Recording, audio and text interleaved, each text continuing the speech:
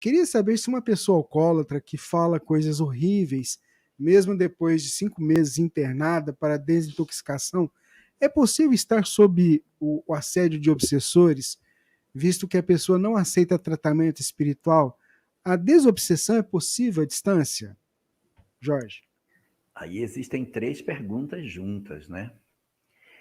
A primeira pergunta que é colocada aí é se uma pessoa dentro de um tratamento espiritual, se essa pessoa, perdão, dentro de um tratamento para alcoolismo, se ela mesmo depois de 5 meses de tratamento, se ela pode apresentar uma característica de agressividade vinculada a um processo obsessivo. Sim, plenamente que sim. É claro que sim, porque o processo desobsessivo ele não tem nenhuma conexão com a terapia do ponto de vista material. Eu posso estar fazendo um tratamento médico e a obsessão está agarrada em mim. O médico está agindo na área que lhe é própria, melhorando as condições físicas do paciente, mas o paciente continua retornando para a condição de sofrimento dele pela própria escolha ou pelos condicionamentos psicológicos que ele possua ou pelas entidades espirituais que manipulam. Então, ele está num processo de desintoxicação, mas a alma não está sendo tratada. E aqui eu abriria duas possibilidades. Ele intrinsecamente é uma criatura que traz conflitos desta ou de outra existência, por isso as falas agressivas, por isso a impulsividade, as coisas violentas que diz, que não são necessariamente advindas de um processo obsessivo. Pode ser dele próprio. Ele é uma criatura violenta. Talvez um fenômeno obsessivo possa estimulá-lo a fazer, mas não convertê-lo a uma personalidade diferente daquela que ele já tem em germen. Então, pode ser ele mesmo, num fenômeno de expressão do seu eu, que a gente acha que está sob influência de um espírito, ou pode ser realmente uma influência espiritual, apesar do tratamento que ele faz, porque o indivíduo traz o germen da obsessão dentro de si. Como diz Manuel Filomeno de Miranda, todo obsidiado ama o objeto da obsessão.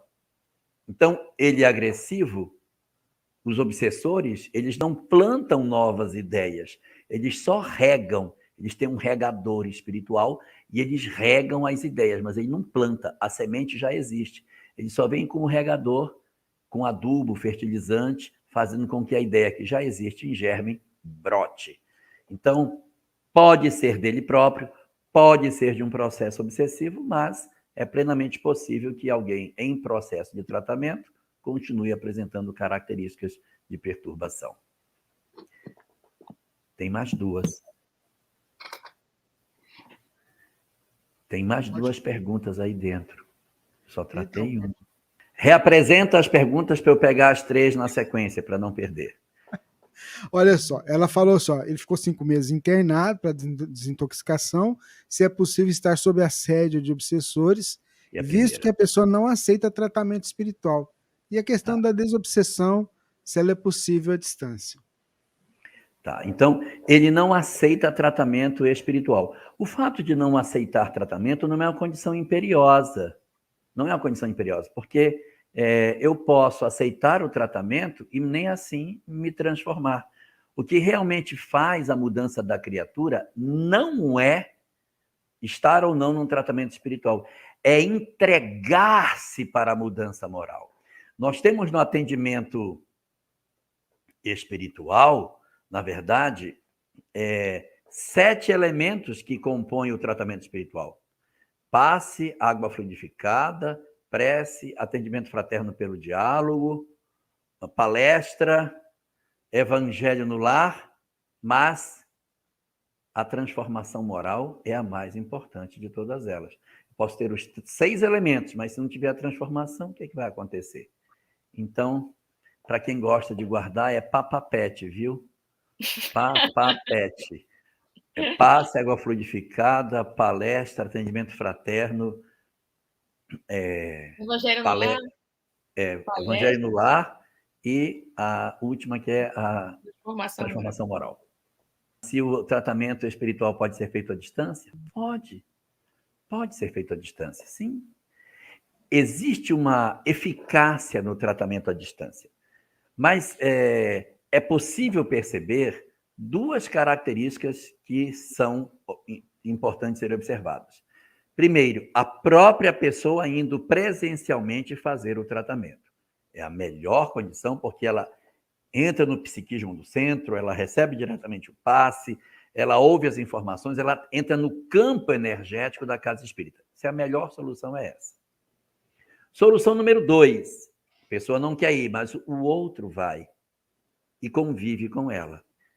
Então, esse que vai e faz o tratamento, ora por ele, participa com ele das coisas e convive, tem uma eficácia bastante interessante, porque quando Deus não acalma a tempestade, acalma o marinheiro.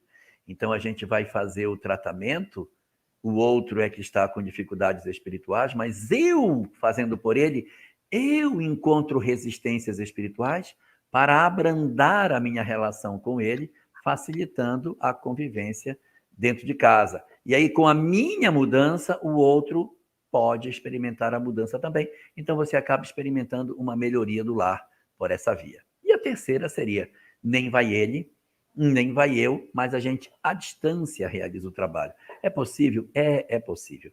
Só que os nossos condicionamentos psicológicos, eles ficam mais abalados quando isso acontece. Porque nós não sentimos fisicamente em nós aquilo que está acontecendo.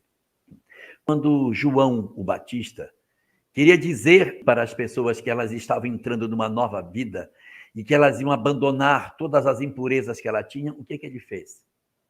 Botou o povo dentro d'água. Você vai imagina aquele lugar que é um deserto, dificuldade para conseguir água. Aí você pega o cara assim, agora você vai entrar aqui.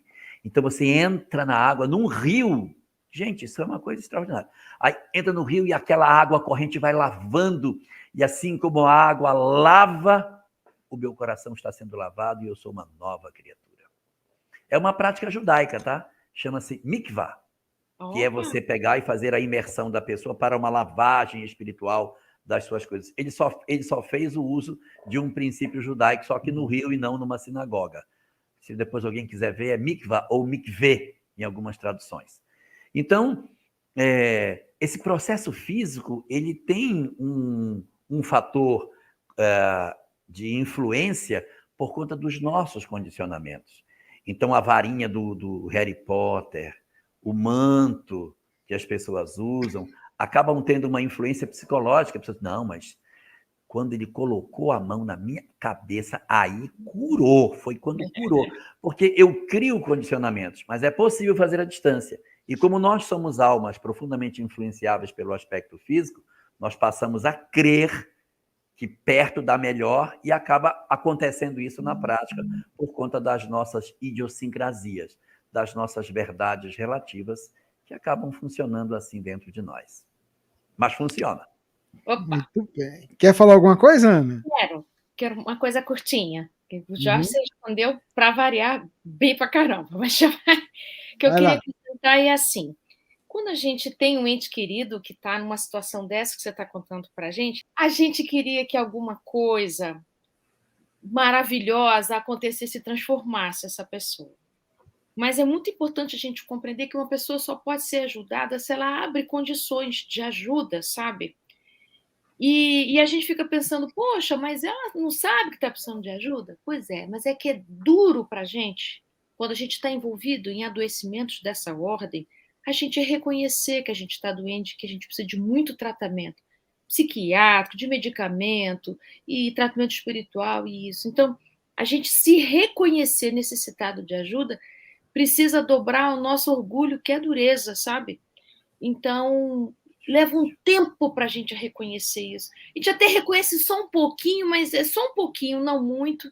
Então, aqueles tratamentos não têm uma eficácia o tanto quanto poderia, porque a gente não faz logo tudo, a gente faz metade, larga no meio, não toma o remédio todo, aquelas coisas, né?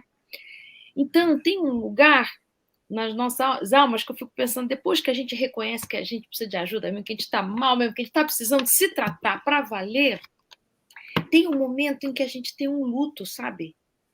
Uma certa tristeza da gente estar naquilo. Eu penso que um tratamento bom mesmo, ele só acontece depois que a gente passa por isso, que a gente reconhece de verdade que a gente precisa de ajuda. Então, a gente tem que ter paciência com o tempo do outro, né? Só isso, no mais, nota 1000.